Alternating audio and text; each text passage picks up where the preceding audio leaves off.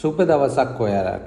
අද අපි කතා කරන්න බලාපොරොත්තු වෙන්නේ සිලෝන් කාලයේ අපේ ලංකාව තුළ භාවිතා වී තිබෙන රිදී කාසි ගැනයි.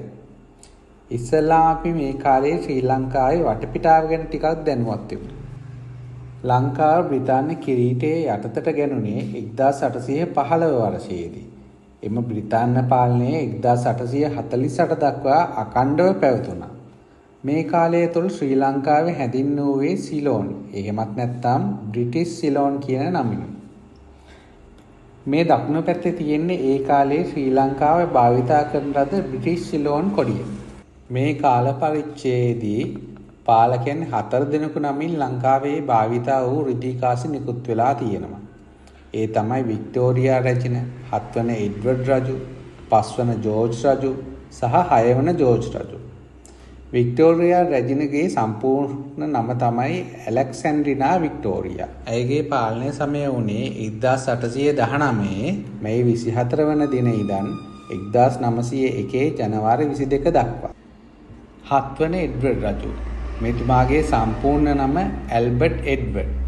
පාලන කාලය වුණේ 1841 නොවැම්බර් 9 වන දින ඉඳන් 1919 වර්ෂයේ මැයි මාස 6 වනදා දක්වා. 5 වන ජෝර්ජ් රජු. මේ රජතුමාගේ සම්පූර්ණ නාමය ජෝර්ජ් ෆෙඩරික් ආනර්ස් ඇල්බර්ට්.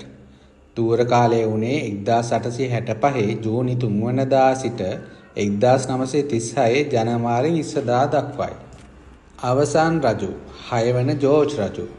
මොහුගේ සම්පූර්ණ නාමය ඇල්බර්ට් ෆෙඩරික් ආතර් ජෝර්ජ්.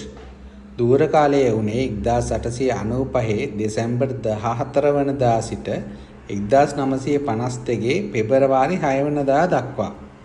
දැන් අපි මේ එක් එක් රජවරු යටතේ නිකුත් වෙලා තියෙන සිලෝන් රිදී කාසි ගැන ටිකක් දැනුවත් වෙමු. වික්ටෝරියා රැජිනගේ රූපයේ යටතේ 710, 725, 750 කියන රිදී කාසි නිකුත් වෙලා තියෙනවා. මේ තියෙන්නේ ඒ එක් එක් කාසි නිකුත් වෙලා තියෙන ආකාරය සහ වැඩිදුර විස්තර. මෙහි සඳහන් වෙනවා ඒ එක් එක් කාසි නිකුත් වෙලා තියෙන කාල පරාසය. ඒ කියන්නේ කීවෙනි වර්ෂයේ සිට මොන වර්ෂය දක්වාද මේ කාසි නිකුත් වෙලා තියෙන්නේ සහ එහි බර, පළල, ඝනකම.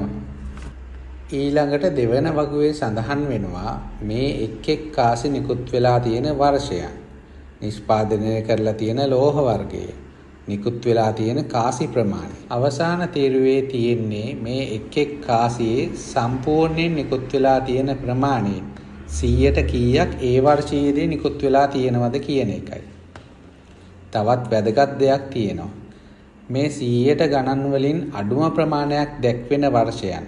උදාහරණයක් විදියට ගත්තොත් 710 රිදී කාසි අඩුම ප්‍රමාණයක් නිකුත් වෙලා තියෙන්නේ. ඒ කියන්නේ 8.7ක් වගේ නිකුත් වෙලා තියෙන්නේ 1899 1900 වර්ෂවල. මේ වර්ෂයේ කාසි නිකුත් වූ ප්‍රමාණය අඩු නිසා ඒ වර්ෂවල කාසි රෙයා කාසි. එහෙමත් නැත්නම් අඩුවෙන්ම නිකුත් වෙලා තියෙන කාසි. මේ කාසි වල වටිනාකම ටිකක් වැඩි. ඔයාලා වර්ෂ වෙන වෙනම කාසි එකතු කරන කෙනෙක් නම් මතක ඇතුව මේකේ ස්ක්‍රීන්ෂොට් එකක් ගහලා තියාගෙන ඔක්කොම කාසි ටික එකතු කරගන්න. මීළඟට 7 වන එඩ්වර්ඩ් රජු. මේ රජතුමාගේ මුහුණත යටතේ 710, 725, 750 කියන කාසි වර්ග තුනම නිකුත් වෙලා තියෙනවා. මේ කාසි වලත් ඉහත කියපු විස්තර ඔක්කොම. ඒ කියන්නේ වසර පරාසය, කාසියේ බර, කාසියේ පළල, කාසියේ ඝනකම විස්තර පළවෙනි වගු තුනේ සඳහන් වෙලා තියෙනවා. මේ විස්තර ඔයාලට වැදගත් වෙයි. නිවැරදි කාසි හඳුනා ගන්න. මොකද මේ කාසි වල පසු කාලීනව ව්‍යාජ කාසි නිකුත් වෙලා තියෙනවා. ඒක නිසා නිවැරදි කාසි හඳුනා ගන්න මේ විස්තර ඔයාලට ඕන වෙයි. දෙවන ප්‍රස්තාර තුනෙන්, ඒ කියන්නේ පහතින් තියෙන ප්‍රස්තාර තුනෙන් මේ කාසිය නිකුත් වෙලා තියෙන වර්ෂය හා ප්‍රමාණය වෙන වෙනම සඳහන් කරලා තියෙනවා. 5 වන ජෝර්ජ් රජු යටතේ 710, 725, 750 කියන රිදී කාසි වර්ග තුනම සිලෝන් කියන මුද්‍රාව යටතේ නිකුත් වෙලා තියෙනවා. මේ වර්ග තුනේම රිදී කාසි 1911 ඉඳන් 1929 දක්වා කාලේ නිකුත් වෙලා තියෙනවා දකින්න පුළුවන්. ඉස්සෙල්ලා වගේම මේ කාසි ඒ කියන්නේ සත 10, සත 25, සත 50 කියන වර්ග තුනේ නිකුත් වෙලා තියෙන වසර පරාසය.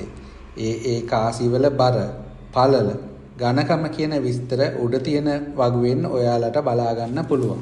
පහලෙන් තියෙන දෙවන වගු තුනෙන් ඔයාලට බලා ගන්න පුළුවන් මේ කාසි වර්ග තුන නිකුත් වෙලා තියෙන වර්ෂයන් සහ ප්‍රමාණයන්. මෙතනදී තව එක් වැදගත් කාරණයක් තියෙනවා කතා කරන්න. ඔයාලා හොඳින් බැලුවොත් මේ දෙවන වගු තුනේ එහෙමත් නැත්නම් යටින් තියෙන වගු තුනේ ලෝහය කියන තීරුව දිගේ පල්ලෙහාට බැලුවාම ඔයාලට පේනවා ඇති 1917න් පස්සේ තියෙන සිල්වර් වර්ගය වෙනස් වෙලා තියෙනවා. ඒ කියන්නේ 1917 සහ ඊට කලින් නිකුත් වෙලා තියෙන රිදී කාසිවල ලෝහය ගුණාත්මක බවෙන් වැඩි. සහ 1919 ඉඳන් ඊට පස්සේ නිකුත් වෙලා තියෙන රිදී කාසි ගුණාත්මක බව ටිකක් අඩු වෙලා තියෙනවා. මේ තියෙන්නේ 6 වන ජෝර්ජ් රජුරුවන්ගේ නිකුත් වුණු රිදී කාසි. මේ රජතුමාගේ නිකුත් වුණේ සිලෝන් මුද්‍රාව යටතේ සත 10 කාසිය, සත 50 කාසිය විතරයි. සත 25 කාසිය 6 වන ජෝර්ජ් රජතුමාගේ මුද්‍රාව යටතේ නිකුත් වෙලා නැහැ. උඩින් තියෙන පළවෙනි වගු දෙකෙන් මේ කාසි වර්ග දෙකේ වසර, බර, පළල සහ ඝනකම සඳහන් කරලා තියෙනවා.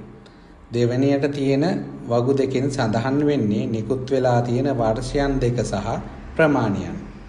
මේ කාසි දෙකම ගුණාත්මක බවෙන් අඩු රිදී වලින් තමයි නිකුත් වෙලා තියෙන්නේ. නම් අදට එච්චරයි. ඔයාලා මේ වීඩියෝ එකෙන් යමක් ඉගෙන ගත්තා නම් ඔයාලා මේ වීඩියෝ එකට කැමති නම් ලයික් එකක් දාලා ෂෙයා කරලා සබ්ස්ක්‍රයිබ් කරගෙන යන්න. ඔයාලාගේ අදහස කමෙන්ට් එකක් දාන්නත් අමතක කරන්න එපා.